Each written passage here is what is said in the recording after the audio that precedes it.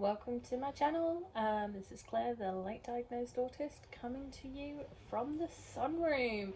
If you can't see, my glasses have transitioned already because there's enough sun coming through the window that they are changing. So my apologies for the dark glasses, but it really helps me.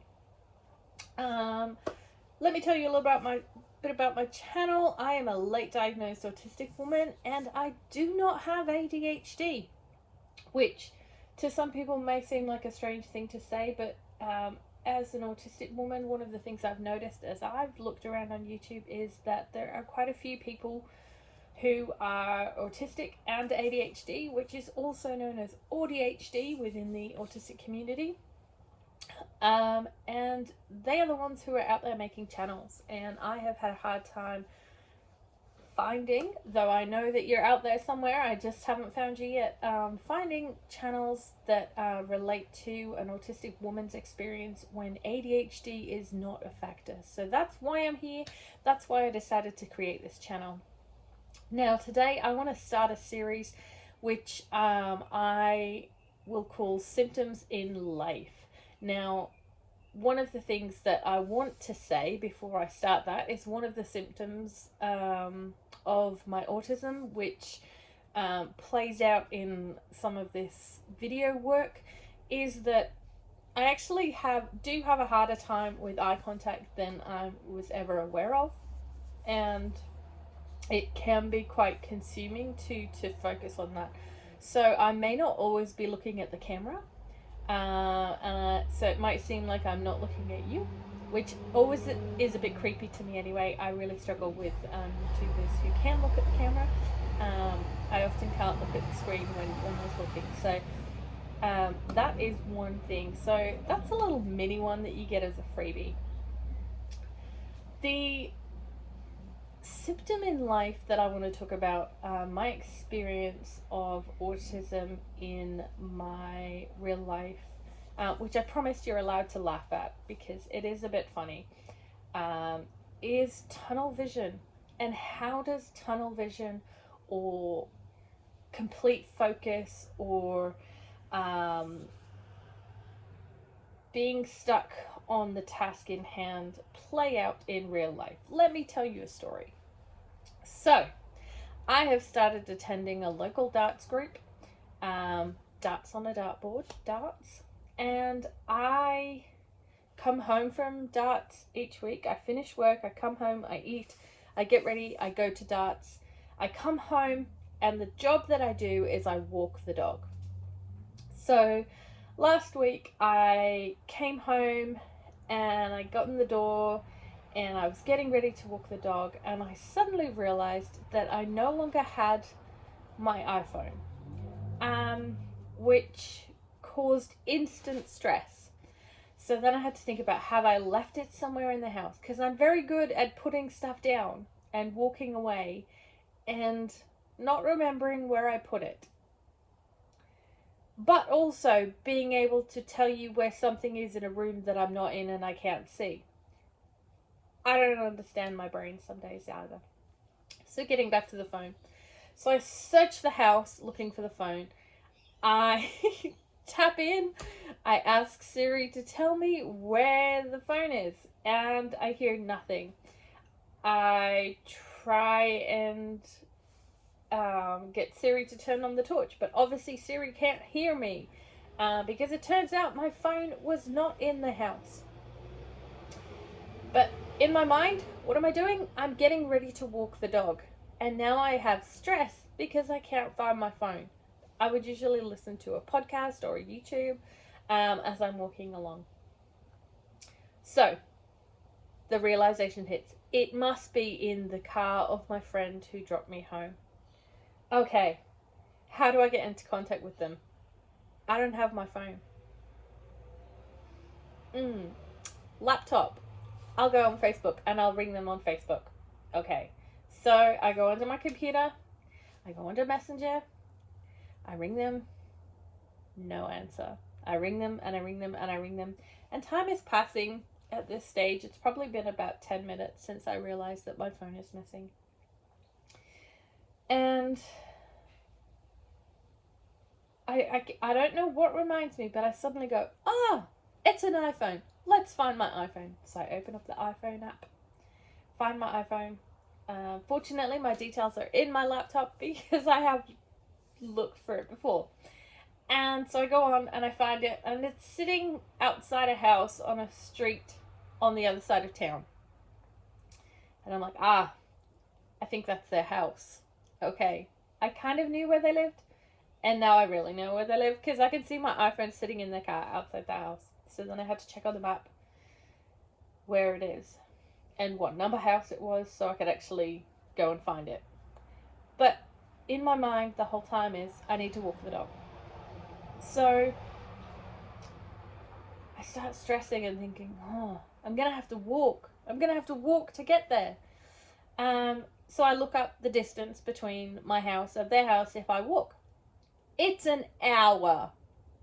It's at least an hour to walk from my house to their house across town. And I live in a small town over here in Australia. But it would take me an hour to walk. So now I'm stressed because I can't find my iPhone. I can't get in contact with the people. And it's going to take me an hour to walk. What am I going to do? So I'm still at this point, still trying to figure out, trying to get in touch with people, trying to message someone that I know that knows them, that can actually get in touch with them and let them know that I forgot my iPhone, because I know that they work early in the morning and they often work till late at night, and I needed my iPhone back. 40 minutes later, give or take, 40 minutes, the realization hits me. I own a vehicle. I own a car. I own a car. My tunnel vision of having to walk my dog took precedent for 40 minutes while I was stressing about looking for my phone so I could walk my dog. For 40 minutes, I forgot that I owned a car. Had I had that realization to start with, I could have hopped in, driven to their house as soon as I checked to find my iPhone, and it would have been 10 minutes, and I would have actually been knocking on their door at an earlier time in the evening and slightly more reasonable time. It was nearly 11 p.m. by the time I had realized, gotten in my car, driven across town, which took all of 5 minutes in the car, not an hour to walk.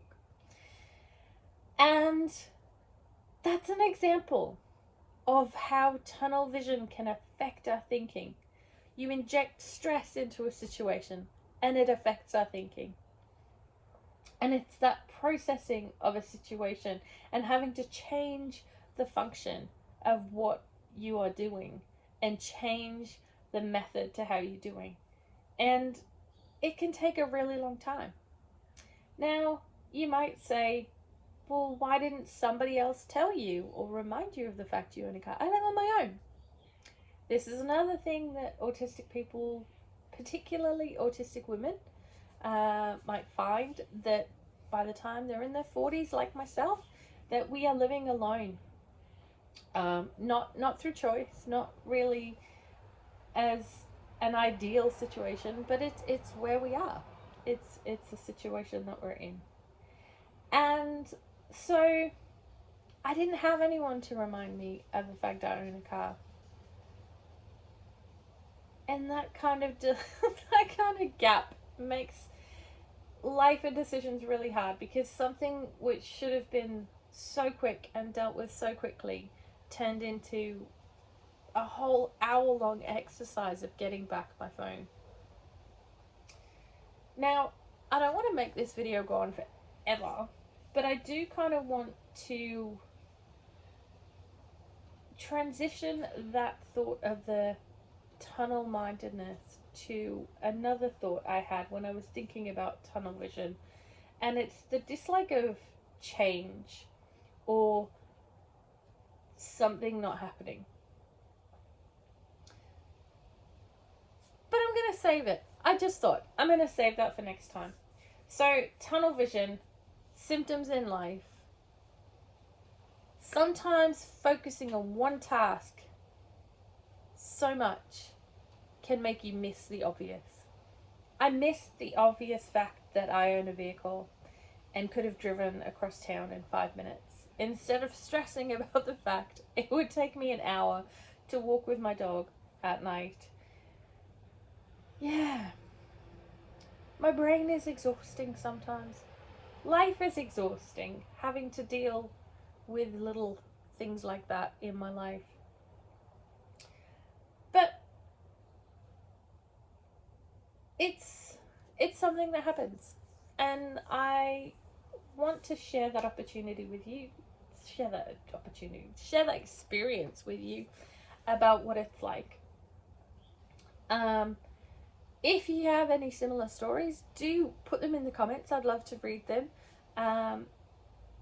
It is interesting how for years little things like this might have happened, but I didn't know what it was, and for me it's a relief to have an answer, to know that the neurons in my brain fire differently and work differently and struggle to make connections when stress is involved. But that is a story. That's the story from the sunroom today, and this is video number 2. I'm very excited. I'd like to continue to do this. I'm not sure whether it'll be weekly at this moment or what will happen, but we'll see how we go. So that was the first video in my symptoms in life story, and I hope that there are plenty more to share. Write down in the comments if you have any similar stories or experiences.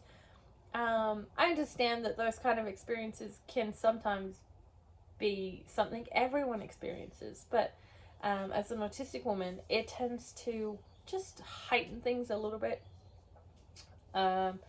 And that is one of my experiences of how autism affects my daily life.